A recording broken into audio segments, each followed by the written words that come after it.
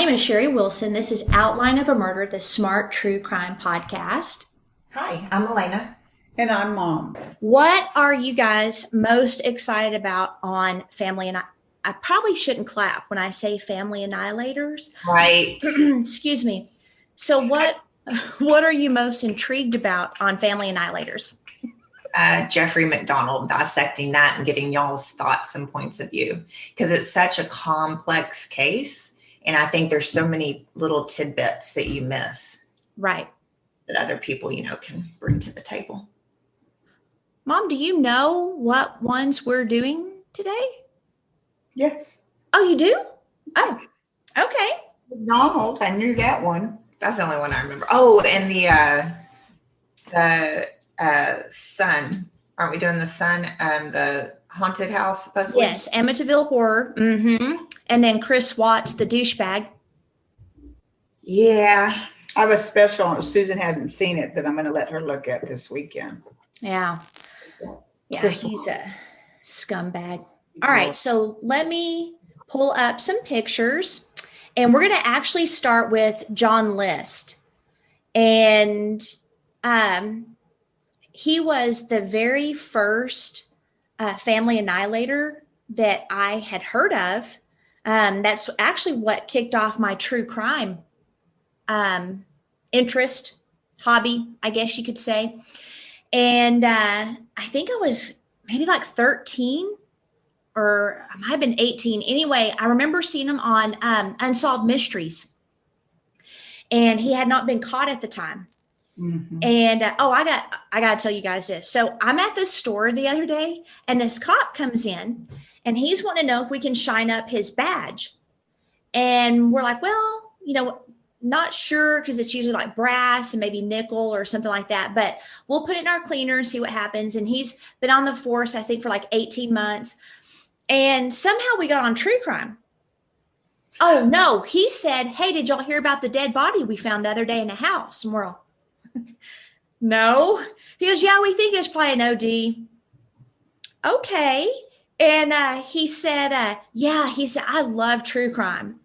And I'm thinking, I'm not sure that's a good thing being a cop, So anyway, Miss Gill says, hey, is it illegal to have like a badge, like flash it around and stuff? She's just curious because I think there was a law passed, right? And I said, yeah, there was a law passed when serial killers were using the light on top of their car and then flashing badges to kill people.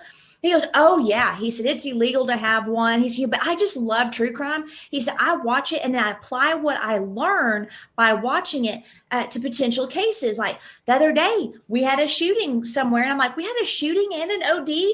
And he said, now I'm like, well, where would I be if I was a shooter? And he said, I was looking around. He said, I've been able to find stuff that most people don't even think of because I watch those shows. I'm like, yeah, that's great. So we're kind of, talking about different ones. Oh, you'll probably like this one, like True Conviction, blah, blah. He's like, okay. So he left. I'm like, hey, does that concern you, Miss Gill, that he is such a true crime fan? I mean, like, is it kind of weird that a cop likes to watch the shows to study what killers would think? And she goes, yeah, it was a little weird. I don't think it's weird at all. I think so. Because I observe things that I wouldn't observe if it weren't for the show. It'd probably make him better. It probably will.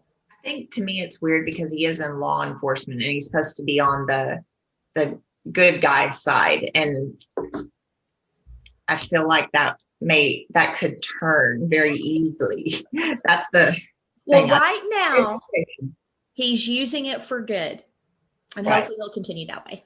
How does badge turn out? Same. Can't do anything. And I thought, you could tell he loves being a cop. He's like, I just want my badge to look nice and it's not looking as nice. I'm like, okay. And I told him, it was funny. I said, hey, just so you know, if you ever see me out on a dirt road and you want to pull me over, I'm not pulling over. I'm going to drive to a public location or I'm going to, somewhere before I allow anyone, even in a cop car, because even cops can be criminals. He goes, good point. Good idea. He could use Tarnex on his badge. We're still on the badge. Yeah, we're still on the badge. Tarnex. Carnex. Yeah. They Okay. use jewelry stores sometimes to clean jewelry. Okay. Just saying. All right. All right. Not me. Okay. So John List, again, I was a teenager. I was watching the show, and you're going to see as we get into his case how orderly this guy was. And at the end, we're going to talk about the different types of family annihilators and which one we think that he probably falls into. I was fascinated by how he committed the murders, how he laid out the bodies, how he ran errands in between killing his family. And he was big at church. Oh, yeah. Yeah. And then how he disappeared. So he appeared on the outside like an outwardly loving father, but, you know, a normal man, but he basically methodically and unemotionally wiped out his entire family. And how Okay. he was caught also. Huh?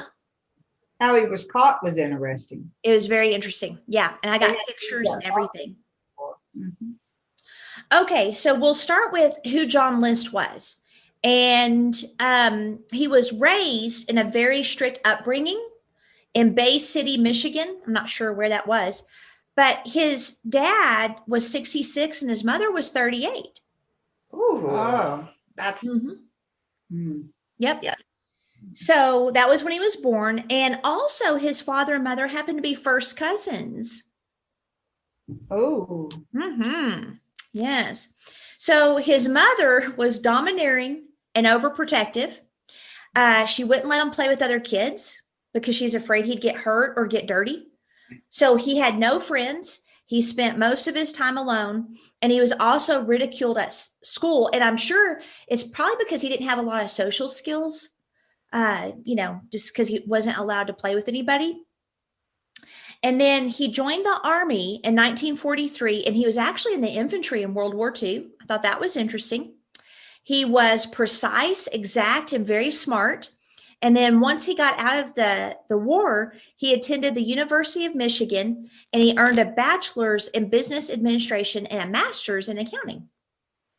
So this is not an idiot. He's a very smart, methodical, precise person. But I mean, I bet you can imagine how he probably would have been awkward a little bit with people.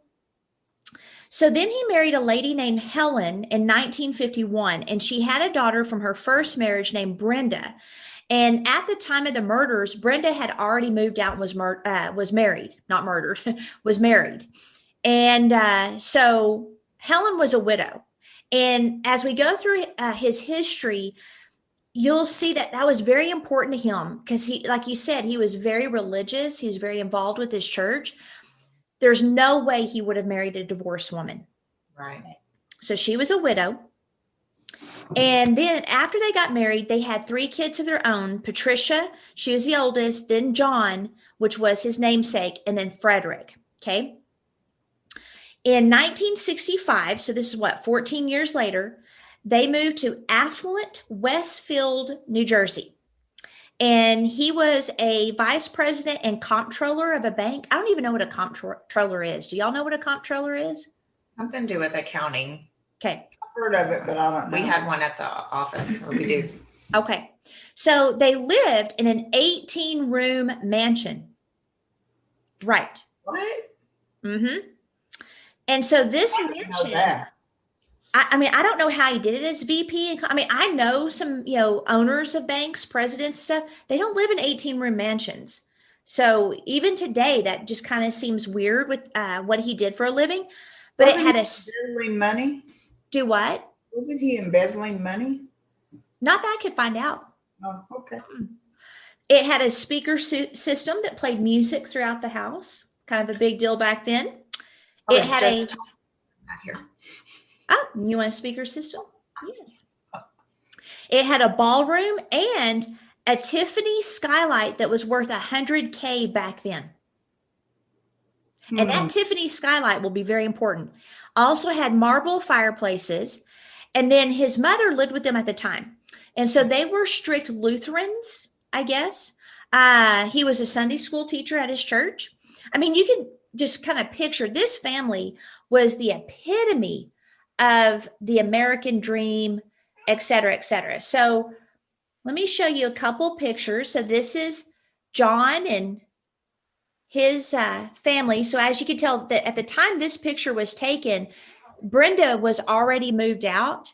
So Patricia's right here, then John, his namesake, and then oh, I forgot the last Frederick, little Frederick right there. And then their house is right here.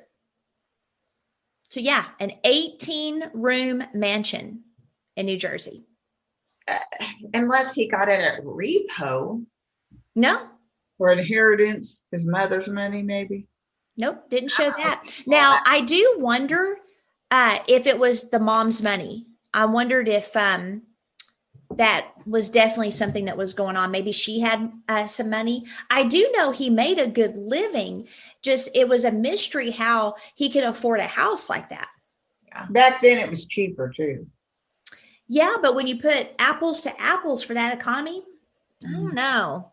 It was still kind of weird. But anyway, that's where they lived. But there were some things that were going on behind the scenes, as usual, with any family annihilator case, where there's stuff going on that a normal person wouldn't murder their family for. They would find a way out of whatever problems they're in. But these guys think totally different. And it's a very interesting psychology. So the first problem in the family, all-American family, is Helen did not tell John that she had contracted syphilis from her previous husband. Oh, that could be a biggie. Yeah. Right? A deal breaker, man. Maybe. Yes. Well, and so I wonder, like, did he go out on her and that's how she got it? But she told him it was from her first husband. So I'm thinking that, you know, he had to have gotten it either before they got married or during, unless she was lying on how she got it. Right. Right. Now, she did not receive treatment. So she was going blind from it. She had deteriorated significantly at the time of the murders. She was drinking 4 to 5 glasses of scotch a day. She was dependent on tranquilizers, and she stayed in bed most of the time.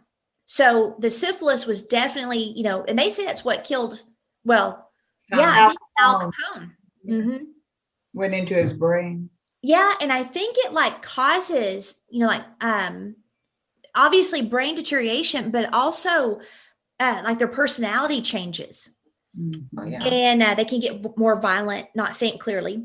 She's taunted him every day, and she taunted him in a specific way, and that was his masculinity. Like his mother probably did. Mm-hmm. Yeah. And so it's not surprising that she was actually the very first one he killed. Right. Now, on top of this, his life was taking a turn for the worse personally and professionally. He had lost his bank job, so he's no longer a VP or comptroller, and then he couldn't keep a job after that. Does it say? Huh? Does it say why? Why he lost his job? No, but what I found out about people like him is they tend to be able to get jobs easily because of their qualifications or their past work experience, but then they don't have the social skills to keep the job. You know, people think, hey, I'll just get hired. No, you actually have to be able to communicate with other individuals. You have to be able to get along with them. You have to have some type of emotional intelligence. So his mom really didn't set him up for success, that's for sure. But to go up into a VP position, he had to have some sort of skills. Very charismatic. Because sometimes you don't just hire in as a VP. You have to work your way up. Probably, but my experience with a lot of people that hire is they just hire based on your work skill, not necessarily your social skills. So a lot of people said that he was just very cold at work, you know, detached. So I'm not sure. Maybe he put on a good face, or maybe they thought he was worth the chance. You know, I'm not sure. And I am not sure why he got fired. It might be in my notes, but in 1971, so they moved into this house in 1965. By 1971, he's got a wife that's crazy, that constantly taunts him, and then he cannot keep a job, but he would still leave every day as if he was going to work. And that seems to be a pattern, actually. And then he would spend his days at the train station reading, napping, and trying to figure out a way to get his family out of this now huge financial mess. So they had no idea that he had lost his job, and he was skimming money out of his mother's account to pay for the mortgage. Interesting. Yeah. Mom, what are you doing? She's looking stuff up about him. Oh, okay. About pension, yeah. Okay. So he skimmed. How did his children treat him? Weren't they disrespectful to him? I think the daughter was starting to be. And I so, heard something about that. I read something about that. well, Mom, you're old enough, right, to remember the Summer of Love? Yes. So what year? Oh, She's like, What year was that? I don't remember. That's a sign of aging. I was about to say, because that is. Oh, I have the funniest story to tell you, though. Is it as bad as her joke? Oh, mine's fantastic. Oh, okay. It's great. Do you want to take a note of it so you don't forget later? Do you need to write it down? No, I'm good. Okay. I think it was 65 or 66 was the Summer of Love. So with John List, and he obviously has strong religious beliefs. He was raised by a strict mother. I'm sure his teenagers were probably of that, mindset, or they were coming into teenagers, especially Patricia, of just throwing off some of those ideas and constraints that, that generation maybe put on them. And also watching how he was treated by his mother and his wife. yeah, You do what you see. right. So I think there were some things going on with him and a couple of his kids, but I think for sure Patricia. Mm-hmm. But we don't know how the mom treated him. I mean, she isolated him, but I envision like someone that's overly loving and whatnot. And then you have the polar opposite with his wife. That's what I envision. Possibly. We definitely, she was a helicopter mom. She might have been one of the types of moms that he could have done no wrong. I don't know. That's what's interesting is there's not a lot of information on him and his mother and how their relationship was at the time. But he did say why he killed her, which we'll get to. And he was going to kill Brenda as well, but they had already moved out, but he decided against that. Yeah. So they were close to foreclosure. And then he also had $15,000 in debt. And that's the equivalent of $96,000 today. Oh, I was like, that's not bad. That's Yeah. right. So it was quite a bit back then. So again, I think that, his inability to keep a job was probably his lack of emotional intelligence. He probably didn't have any charisma.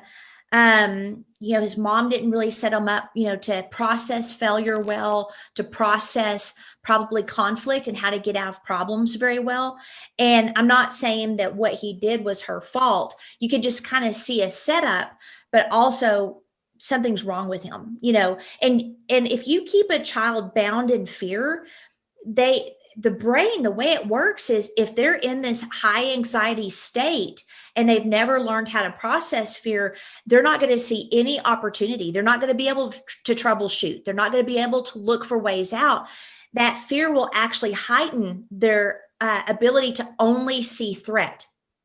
So the solutions are coming up with is not going to be that great. Well, when you take into all the things that made this perfect storm for him, it makes sense that the only conclusion he came to was to just erase his past. Yeah.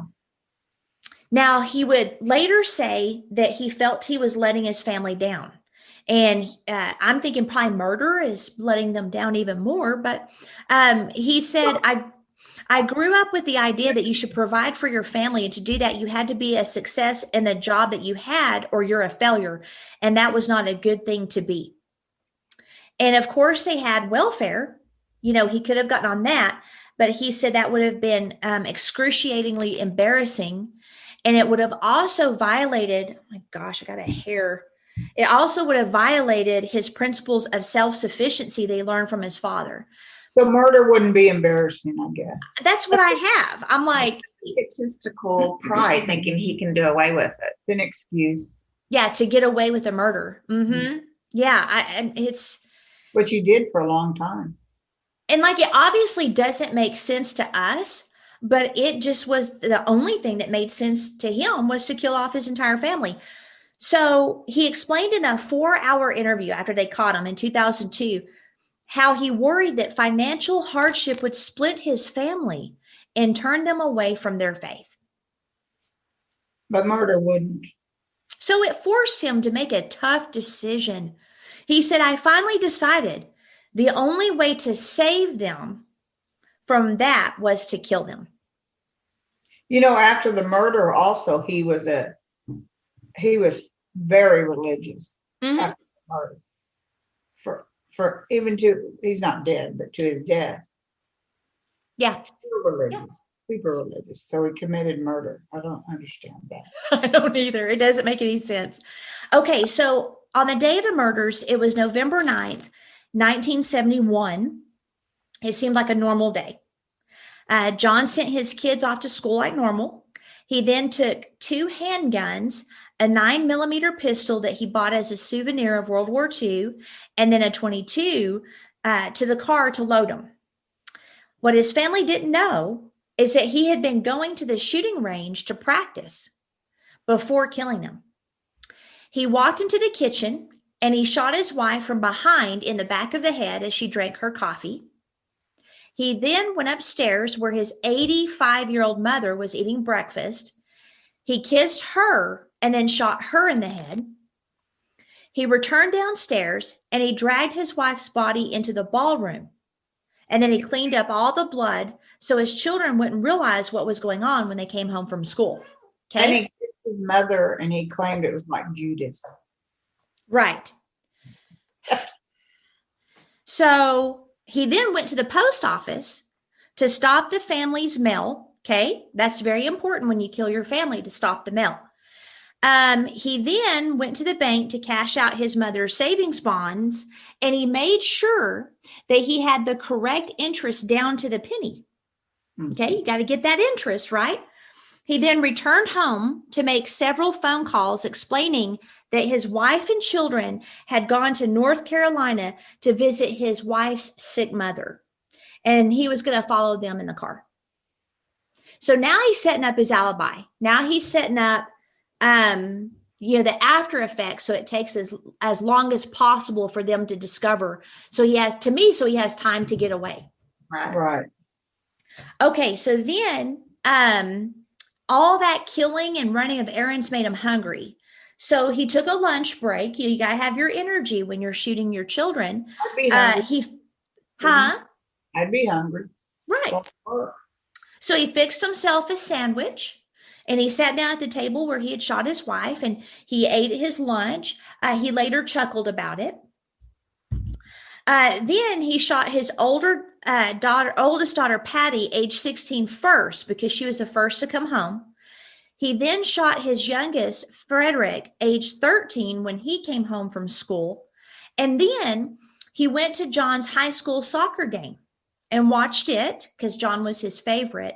He gave him a ride home, and then he shot him in the chest. Jeez. Now, he shot all of them from behind except for John. And so none of them realized until last minute what was about to happen to them. But it was interesting that he did that with John. Like, he shot him face to face in the chest. Unfortunately, John didn't die immediately and quietly. John was his favorite though, right? Right, which is weird. If he's facing you, you can comfort him, tell him how much you love him, and then I would think it's more of a mercy killing. To me, the back of the head would be the least painful and terrifying. So he basically, he's there moaning and he's in pain. So he emptied both the 9mm and the .22 into John's jerking body. He later said, I don't know whether it was because he was still jerking that I wanted to make sure he didn't suffer, or that it was sort of a way of relieving tension after having completed my assignment for the day. Wow. Yep. So once his assignment was accomplished, he lined the 4 bodies up in the ballroom. He covered their faces. And that was a tell-all to the police that it was someone close to the victims. Then he left his mother's upstairs because she was too heavy to drag downstairs. Because from what I've heard, I wouldn't know by experience that carrying a dead body is really difficult. It's not as easy as people think it would be. Mm-hmm. Oh, and then he put hymns to play in the speaker system in the background on the internal intercom. Oh, hymns. Okay. Mm-hmm. Yes. And then he cleaned up meticulously. He also sat down and wrote a 5-page letter to his pastor explaining his financial problems and why he killed his entire family, which we'll get into a little bit more later. Now, all of that work wore good old John out, So he went to bed in the same house that he had just killed his entire family in. Hey, on the assignment, did he say who that assignment was from? To him, it was a religious assignment, which we'll get into. Okay. So let me share the screen again to show you the crime scene. So here's his family. And I'm not sure who is who. Obviously, some are taller than others, but this is how he laid them out in the ballroom. I thought he laid them out and had their hands on their chest folded, but I guess not. Yeah, not all of them. Mm-mm. Wow. Yeah. I'm assuming because that's the smallest one. Right. Unless maybe they appear smaller because of the condition of the body and how they're folded up. This one right here in the back, it looks like she's wearing shorts or maybe a nightgown. So I'm wondering if that's Helen. See, I was thinking it was a top with shorts. Yeah, it looks like shorts. Might be the dog. Well, that's the covering on the face. Oh, I see. Yeah. Yeah. So I'm not sure who is who here, but as you can see, he laid them out very carefully and methodically like he does everything. Okay. So after a good night's sleep, John went through the entire house and he tore his image out of all of the family photographs because he didn't want the police to have any image of him for wanted posters. Oh. And so back then, it's 1971. So they don't have the internet. The only thing they have is like television and then wanted posters. So basically he erased, to me, I don't think it was just that either. Like, it's almost like he was erasing himself and his past and starting fresh. Mm-hmm.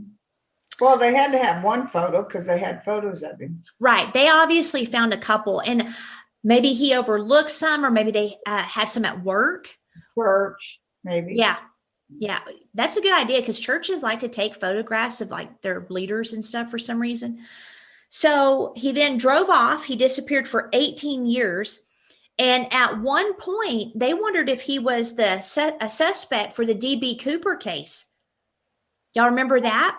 I don't know that case. That's a guy that they've still not caught to this day, that he robbed either a bank or something, and then he got on an airplane, and then he jumped out of the airplane and disappeared, and they never found the money. Oh, yeah. Yeah. And they thought maybe he died. Yeah. Yeah, I know who it is. I remember. He looks very similar. Yeah, he looks really similar. Wasn't the guy younger, they proved later? Yeah, they eliminated John List for it, but at first they were wondering. I think he's a coward though, and he didn't have as many, he wouldn't have had the guts to do that and jump out of an airplane. I don't think so. So what do y'all think so far? I mean, what are some things that are like standing out to you guys? Right off the bat, a terrible human being, like just cold, zero heart, zero emotion, attachment. You can't do that meticulously and have lunch, sleep in the same house, go to soccer games Right. with any sort of attachment or emotion or love to another individual. And it was almost like all of that was a task to be completed. Like, murder wife first, go to the post office, tell the family that they're gone to North Carolina, kill the next two kids, have lunch, kill the next two kids, go to the son's soccer game. Like, to me, it's like checking off tasks. In his mind, and then kissed his mother like, what did they say, Judas? Judas, yeah. Mm-hmm. I mean, it was bizarre. Yeah. So about a month passed before anyone discovered the bodies. So he had a month to get away. Because they thought he was gone. Oh, they thought they were right, gone. He called. Uh-huh. Yeah. And so what happened is one of the neighbors, she began to suspect that something was wrong because the lights were constantly on. And then what was interesting is they started burning out one by one. And they hadn't seen the family for weeks. And so I guess he didn't tell them they'd be out of town, which would make sense because he probably didn't have any relationship with his neighbors. So someone called authorities and they entered the house on December 7th. And they were greeted with the hymns playing through the intercom. So just imagine the scene if you can. So I showed you the ballroom, right? So this is like this big rambling mansion, 18 rooms, lights have started to burn out. They come into this house and there's music playing in the background. They called it organ music. And to me, it'd just be eerie. They then saw the note that List wrote to his pastors, and then they discovered the body in the ballroom. And I had put on my Instagram some of the letter and or our Instagram. So let me get that up and read you just parts of it. It shows his mind. It's just fascinating what he was thinking. Okay. And y'all might have already read it, but Dear Pastor Raywinkle, I'm sorry to add this additional burden to your work. I know that what has been done is wrong from all that I've been taught, and that any reasons I might give will not make it right. But you are the one person I know that, while not condoning this, will at least possibly understand why I felt I had to do this. Number one, I wasn't earning anywhere near enough to support us. Everything I tried seemed to fall to pieces. True, we could have gone bankrupt and maybe gone on welfare. Two, but that brings me to my next point. Knowing the type of location that one would have to live in, plus the environment for the children, plus the effect on them knowing they were on welfare was just more than I thought they could and should endure. I know they were willing to cut back, but this involved a lot more than that. Number three, with Pat being so determined to get into acting, I was also fearful as to what that might do to her continuing to be a Christian. I'm sure it wouldn't have helped. 4, also with Helen not going to church, I knew that this would harm the children eventually in their attendance. I had continued to hope that she'd begin to come to church soon, but when I mentioned to her that Mr. Jutes wanted to pay her an elder's call, she just blew up and said she wanted her name taken off the church rolls.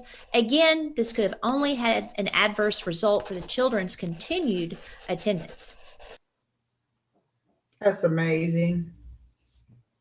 So he said also that he would have killed himself, but it was a sin and he didn't think he'd go to heaven. But then he committed murder. So this is a prime example of a religious person. Mm-hmm. Like not a relationship, not love, just religion. Mm-hmm. And obviously to the extreme. There's a lot of religious people out there that they think in similar ways, but they're not going to kill their family, Right. So you can see like pride. Very much. And it's like he's deflecting. Well, it's for the children's sake. Yeah. So from what we know now, he felt like he was sending them to heaven. So Patricia wanted to be an actress. That was like the devil's work. I remember when I became a Christian in like 1989, that acting was still like, oh, if you acted at all, you had demons and it was a sin and, blah, blah. And I'm like, that is stupid. And number one, I know a lot of Christians that are real good actors. You know what I mean? Too, they had rock and roll music wasn't Ah. good. His daughter was listening to rock and roll. I remember that. Yep. Oh my word, she's gonna end up on a Yeah, she's going to go to hell. Yeah. be Yeah. a porn star. So to me, this is a loss of control for him. It has nothing to do. Yeah, it has nothing to do with sending them to heaven. He's losing control. He knows he's losing control. And so he's got to stop that. So now he didn't hide the fact at all that he killed his family. And he obviously stated he knew it was wrong based on all he had been taught. So that makes me wonder, did he really think it was wrong? I don't think so. I think he literally thought he was saving his family. Remember, he said to save. Right. He called it an assignment. So for him, this is saving them from going to hell. I think so too. Yeah. Well, at least he's telling himself that. So he said in an interview that, he knew it was wrong, even when he was doing it later. But he explained that after making the decision to kill them, there was no turning back. It's just like D-Day. You go in. There's no stopping after you start. Yeah. So it appears that he had planned this for a while. So listen to this. So if we ever have this conversation, I'm definitely going to look at y'all a little bit different. You don't have to worry about me. You two have the conversations. Right. One night after dinner, he asked his family what they wanted done with their bodies after they died. Now, in the context of family life, not even having a grid for your dad going to kill you, it would just seem like a normal conversation. Not to me. Well, I mean, I would want my body cremated, just so y'all know. He has asked me what he wanted me to do. Thinking of cremation as well. Yeah. For sure, but now yeah. I think it would be a little weird to ask your kids, though. Right. They're teenagers. They're not even thinking about death. In fact, most teenagers think that they're invincible. So that's kind of strange. They probably didn't think it. They just thought, he's weird. Maybe. Yeah. Because he was probably very awkward with his kids too. Like I can picture him just kind of patting them every once in a while and probably not a lot of emotional attachment or connection. And besides, who would even think, he's going to kill me? Right. There's just no grid for it. That's what's crazy when you look back at like the wedding photos and the family photos. It's like these people had no idea that their husband or their father was going to murder them. You know what I mean? So he said, I remember talking about funerals and creations and burials. I thought I was being really clever.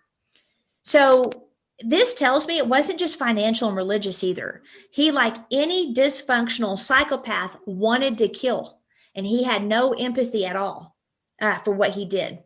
You can tell he took a nap. He had lunch, made some phone calls, no tears at all. Yeah. Yeah. And eating lunch in between.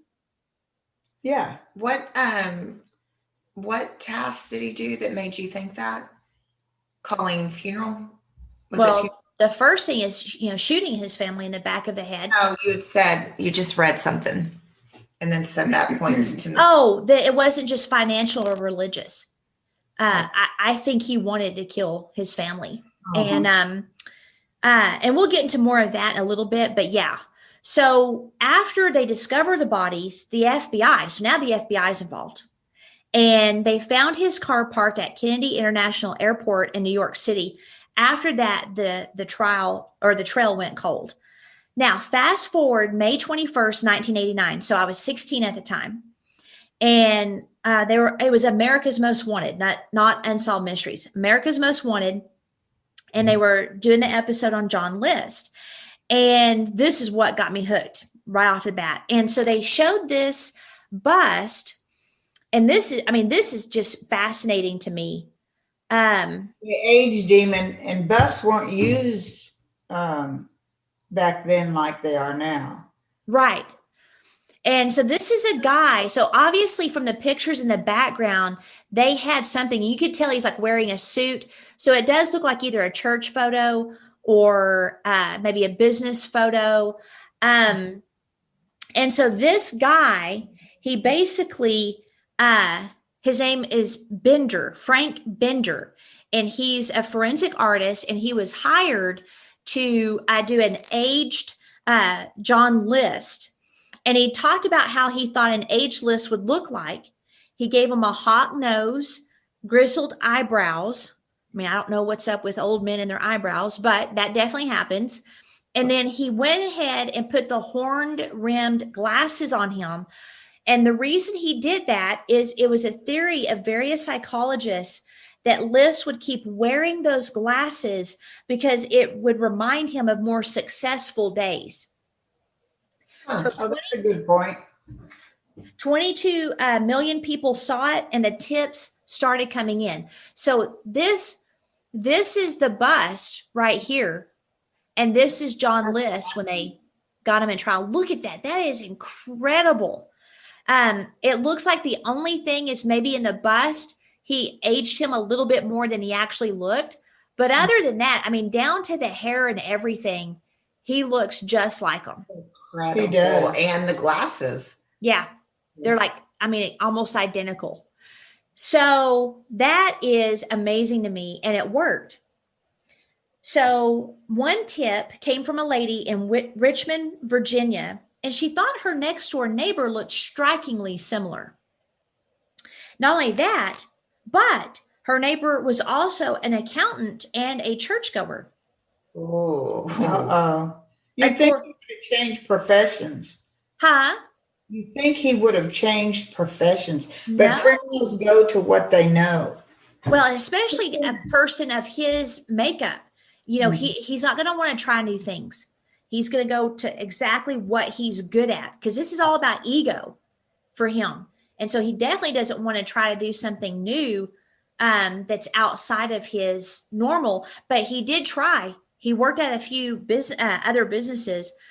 Now, they went to Robert Clark's home and they spoke to his wife. Oh, Yeah, my he gosh. Yeah. remarried. And that ended the 18-year hunt for List. He was arrested 9 days after the show aired on June 1st. Okay, so this is, to me, crazy because, like you said, he just went straight back to what he knew, except he didn't have any kids this time. And they found out that after he annihilated his entire family, he drove to the airport and parked his car, but he didn't take a plane. He then traveled to Denver, Colorado, and he began his new life as Robert Clark. He got a job first as a hotel fry cook, and then later as an accountant for H&R Block. Oh my. He joined the local Lutheran church, and he married Dolores Miller, another widow, in 1985, and then they both moved to Richmond, Virginia. Wonder why he picked Colorado and then Virginia.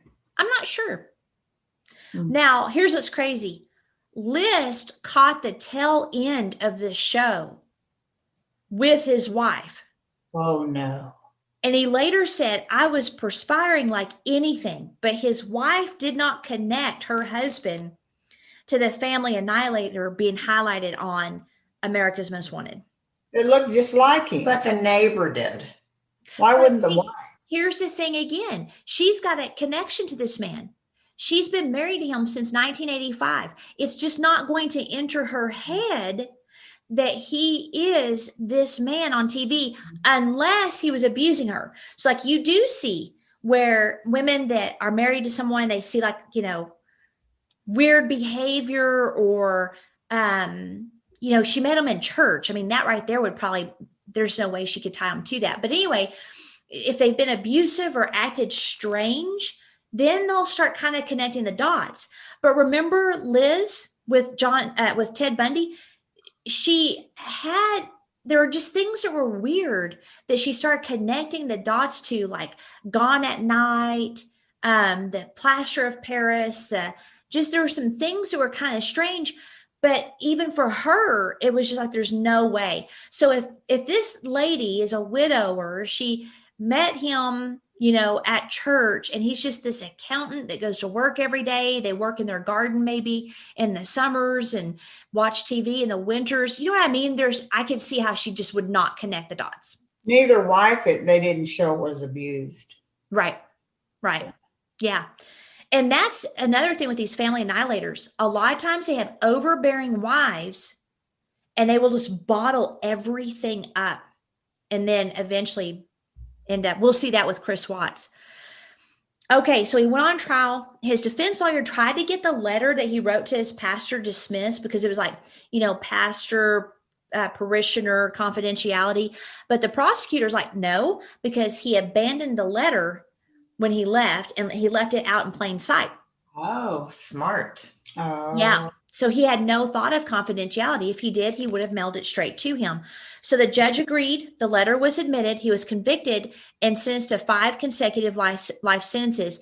He died in prison at the age of 82 of pneumonia. No one collected his remains, I'm sure, because he killed off his entire family. So who was there? And then his widow, or his current wife, had already divorced him. So she's not going to come for him. Now, getting divorced. Oh, yeah.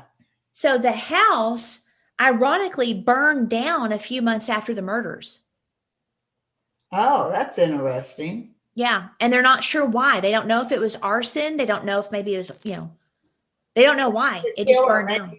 Maybe someone in his area just burned it. Or maybe he came back and did it. And this is him at his trial. What stands out to you in looking at this picture? Such pride. Mm-hmm. Yeah. Look at that. Looking down his nose, his head up. I mean, if he thought welfare was bad, I can't imagine what he thought about being on trial for murder. It's almost boasting proud. Yeah. And obstinate. Like, I've done nothing wrong. Yeah. And okay. He might think he hasn't really. I don't think he ever did. He never apologized. He knew it was wrong, but I think morally he thought it was right. So he knew it was wrong in society's eyes, but in God's eyes, that's what he had to do to save his family. Mm-hmm. So I want to get into psychology and finish off with what type of annihilator we think he is. So his defense team, they try to put the PTSD defense on because of his, time of World War II and then Korea and all that. But psychologists disagreed. And this is what they said, which I thought was very interesting. They said he was going through a midlife crisis. Mm-hmm. I don't believe that either. I don't think it was all of it, but I definitely think it might have been part of it. And it fed into his lie that he had to get rid of his family because he was failing at everything. And at this point, he was in his 40s. But a midlife crisis is a little different. It's not for normal people. Family. For normal people. It's more get a girlfriend, get a sports car. Her and sports cars for men at that age is hilarious. I hate it. I'm like, they were just now able to afford it, likely. Anyway. Well, okay. I know a lady right now, her husband went through a midlife crisis. And what happened was years and years of not dealing with his, junk, not dealing with things at all, his past, his emotional state. The midlife crisis, when it came, it was like all that stuff not dealt with just piled on top and made what could have been just a normal, hey, am I where I wanted to be at this age? Am I accomplishing what I wanted to accomplish? Because men being accomplished in their profession, with their families, being a hero, being someone important and significant to their families is very important. And then also the aging, do I still have it? All of those things. Like we know Elena still has it, according to her gym experience. Oh, yes. I think though that midlife, I just don't believe the midlife crisis. Well, what I'm saying for a long time, and he just oh yeah, I think he definitely, but what I'm saying is at this point, he's a failure. And so it's right at the time where most men look at their lives and he's failing and he's not anywhere where he wanted to be. So the emotional aspect, the hormonal aspect, I think it just exacerbated his thinking processes and he just killed his family, but he's not normal. But even before he killed, he could have had a midlife in his 30s and had those emotions. No, things was going good in his 30s. Yeah, right.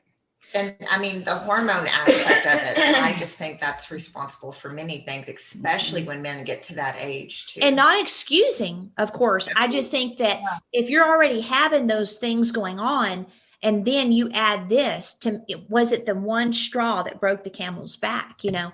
So at the time when he murdered him, he was between the ages of 46 and 47. And so that's like prime, you know, midlife crisis. But again, I agree with you. Most people that go through midlife crises do not murder their entire families. For sure. Now, in my research, because I was wanting to understand family annihilators, and I found out some interesting things. They've not been studied as much because there's not that many. It is escalating, though. More and more are killing their families. And there's several types they're discovering so far.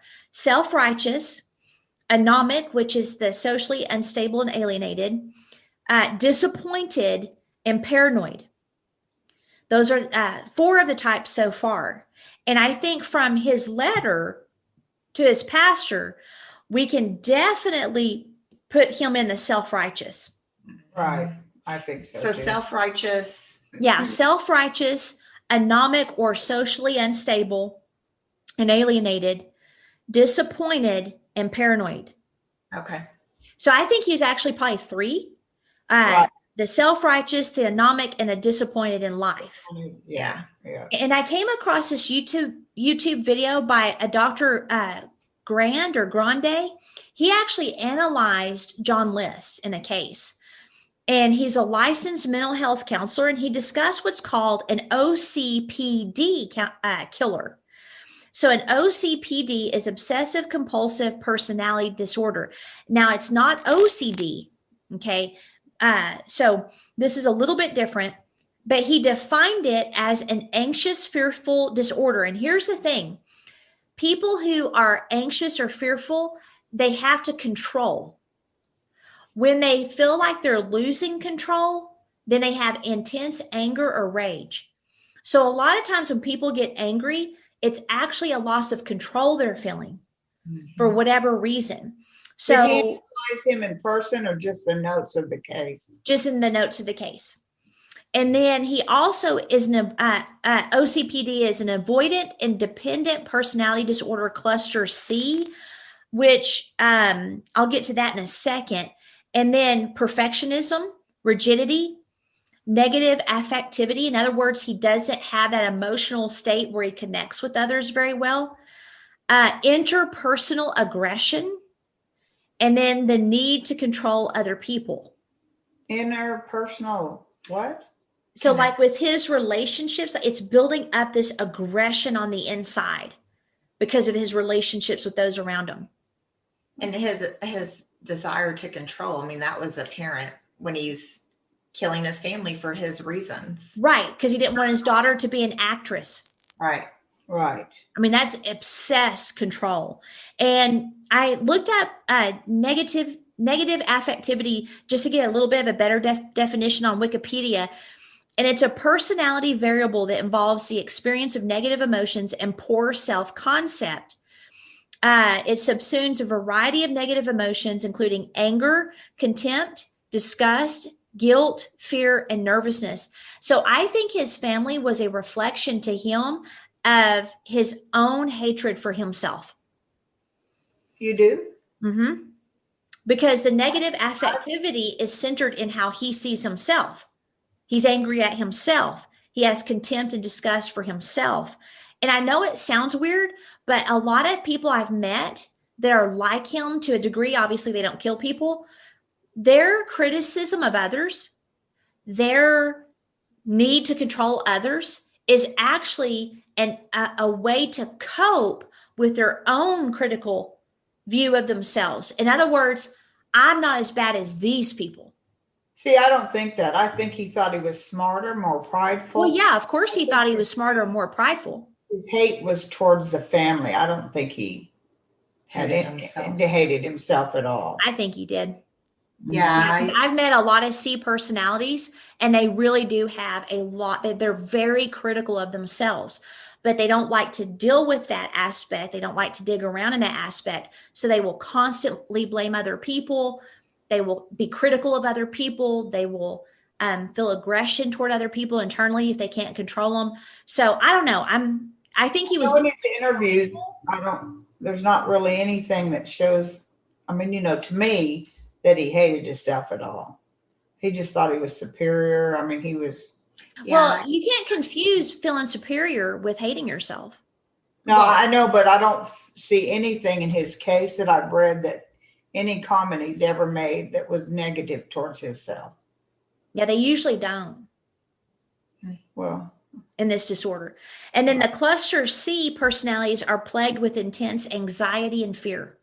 Intense. So then he listed 8 symptom criteria for the disorder. So tell me if you think any of this fits him. A preoccupation with details, orders, lists, rules, organizations, and schedules. A perfectionism that interferes with task completion, except murdering his family. yes. Excessive devotion to work and productivity to the exclusion of friendships. Over conscientiousness and scrupulous and inflexible about matters of morality, ethics, or values. Can't throw out worn out objects. Can't delegate tasks because they want things done the exact way. Has a miserly spending style towards self and others, and is rigid and stubborn. All of them. Yeah, and I don't know about him not being able to throw out things. And then another thing where it says miserly spending style, more than likely he was miserly because number one, he's an accountant. He worked for a bank, and I've met a lot of bank people, and they are. But that leads me to the question, then why were they living in a mansion? So I'm curious as how he got the money for that and why they ended up there. I can't find it. Did his mom and wife pressure him to live there? I don't think so. I think it was his pride. And only term I could use is like showboating. Because he wanted to give a persona of a successful person. Yeah. And when he lost his success, that kind of turned him the other way. Possibly. I know when we look at Chris Watts, the finances were a factor. And you often see in these cases where the wife wants this real nice house and provide an extremely good life for the kids. And then the husband that's working for a living, that's this type of person, the pressure of trying to keep up with that is one of the factors that adds to the anger.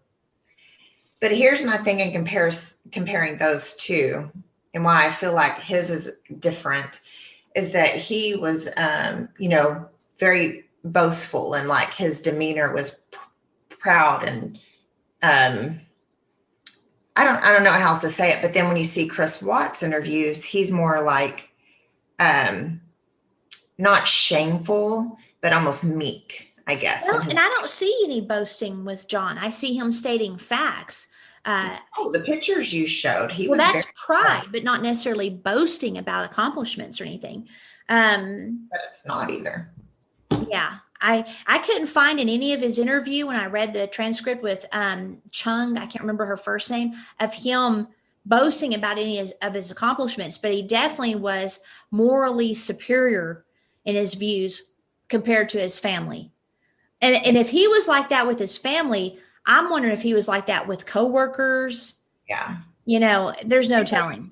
You can also boast with actions. You don't have to say anything.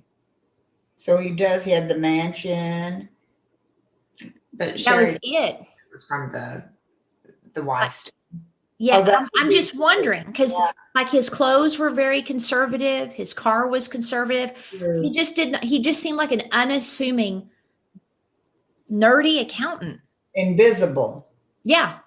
Just, Now, Dr. Grand went on to say that Liss was angry and hostile, which in studying family annihilators, that's usually there. That's definitely how they are. Some hide it better than others. They suppress it until finally they calmly and methodically execute their plan to kill their wives and children. He also said that with this disorder, they can appear productive and motivated, but are often not due to perfectionism. They're good at getting jobs, but not keeping them. So I think that's what was happening. Mm-hmm. And I'm not sure how long he had the job at the bank before he lost it. But it wouldn't surprise me if some of these things were starting to come out, especially if he had stress with his wife with syphilis and all that. I'm sure he started breaking down. Did he start dissolving and his work suffered? And then his wife drinking, if he felt that morally superior, her drinking was a big problem, I'm sure. Right. Then Ellen wasn't going to church. He was afraid she'd hurt the children. So it appears that her seeming lack of spirituality would hurt the children. And he wanted to do the crime originally on November 1st because it was All Saints Day. Oh my word. Too, Ellen said she was pregnant before they got married.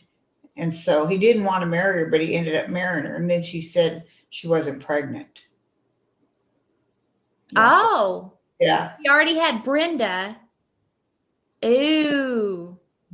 So that's what I'm reading here. It says, that he didn't want to get married. He wanted to be pure, but Ellen announced she was pregnant and he had reservations, but he went through the wedding. So how can he be pure if he's already having sex with her? I know, right? Well, he wanted to be. Wanted to be, probably. I didn't know that at all. I'd never read. Already in his mind, she is a hoe. Painted. Mm-hmm. You had the syphilis, the drinking. Sort of trapped him. Back then, you got married. Very interesting. So it's obviously a loveless. But then there was no baby. And then she lied about everything, the syphilis, the baby. Ooh. That's interesting. I'd never heard that about them before. Me neither. Well, and he would have killed Helen's mother too. She was due for a visit, but she wasn't able to make it because she got sick. Wow. Lucky for her. Then OCPD is characterized by a lack of insight or finding solutions. The doctor said that the murders were probably a mathematical calculation, and that syphilis would have been particularly offensive to him because OPCD and OCD persons are disgusted by germs. So to finish up, Connie Chung. It was Connie Chung. She interviewed him on February 20th, 2002. Listen to a couple things he said. He was waiting to be reunited with them in the hereafter. He said, I feel when we get to heaven, we don't worry about these earthly things. They'll either have forgiven me or won't realize, what happened. He said what? They'll either forgive him or they won't realize what happened. Because these are just earthly things, like killing your family. It's an earthly matter. Right. He went on to say, I'm sure that if we recognize each other, that we'll like each other's company, just as we did here when times were better. Wow. So then Connie obviously pointed out they broke one of the commandments, you should not murder. And she said, why didn't he just kill himself? And he said, well, it was my belief that if you kill yourself, you won't go to heaven. So eventually I got to the point where I felt that I could kill them. Hopefully they would go to heaven, and then maybe I would have a chance to later confess my sins to God and get forgiveness. Right. I was about to say that was probably what he was thinking. Do it now and ask forgiveness later. A lot of people think that way. I've heard him say it before. Mm-hmm. And then he felt that the 1970s were a sinful time, and that his family were beginning to be influenced by temptation, especially his daughter, who wanted to be an actress, which was sinful to him. He considered acting as being corrupt and linked to Satan.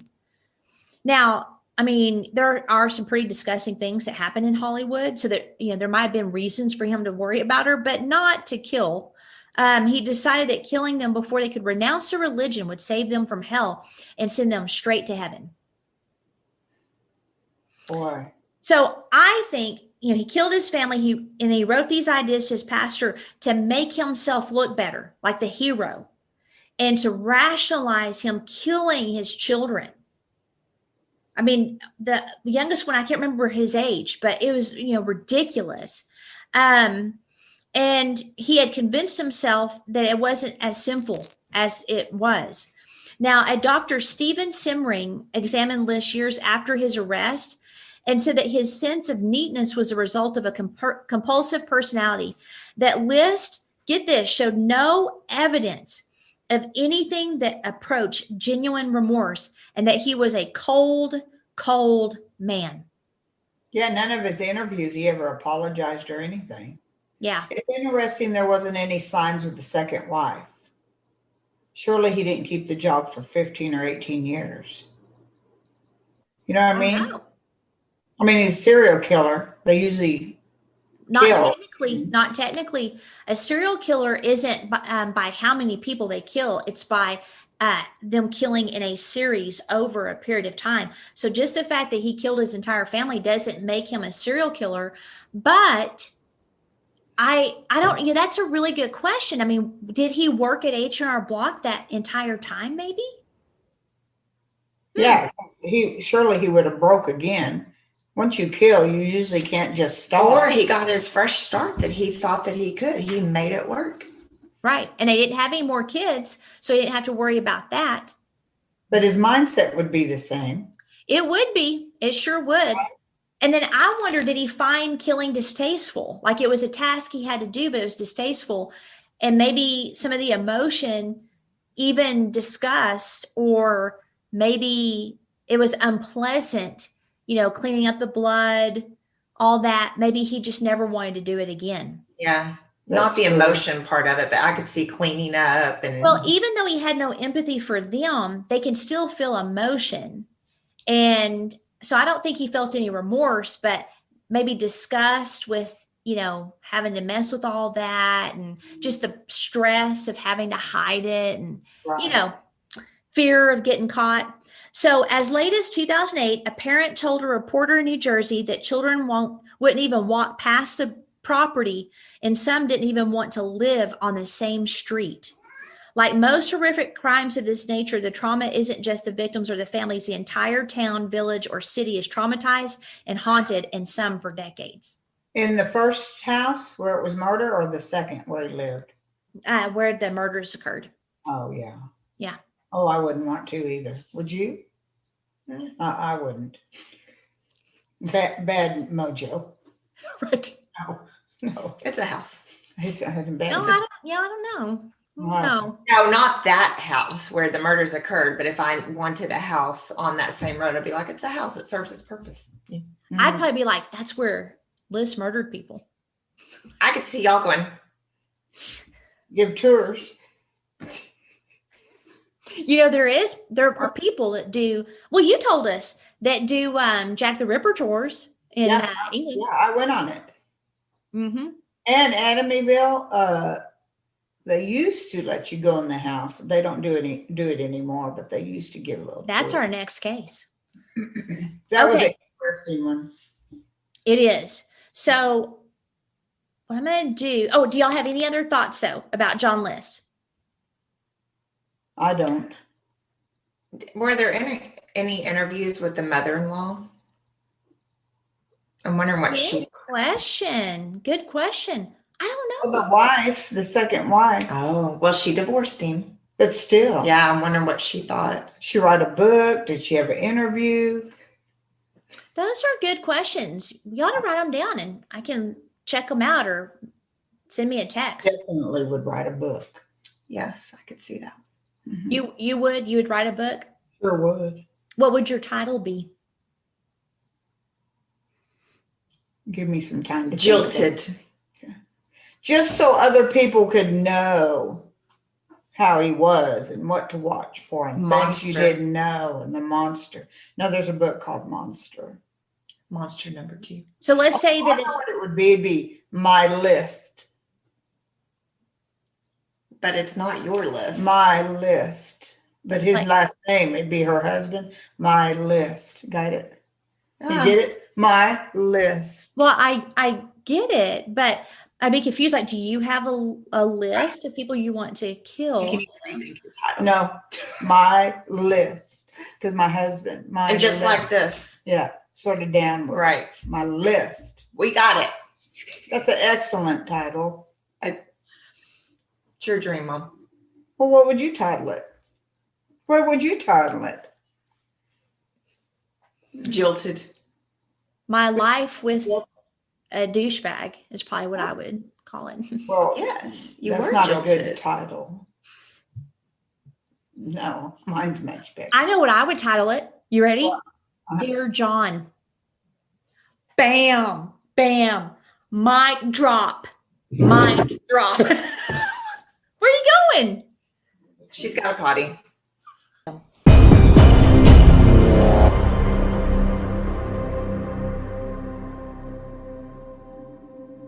Outline of a Murder is a Mr. Joseph production. What do you think, Joseph?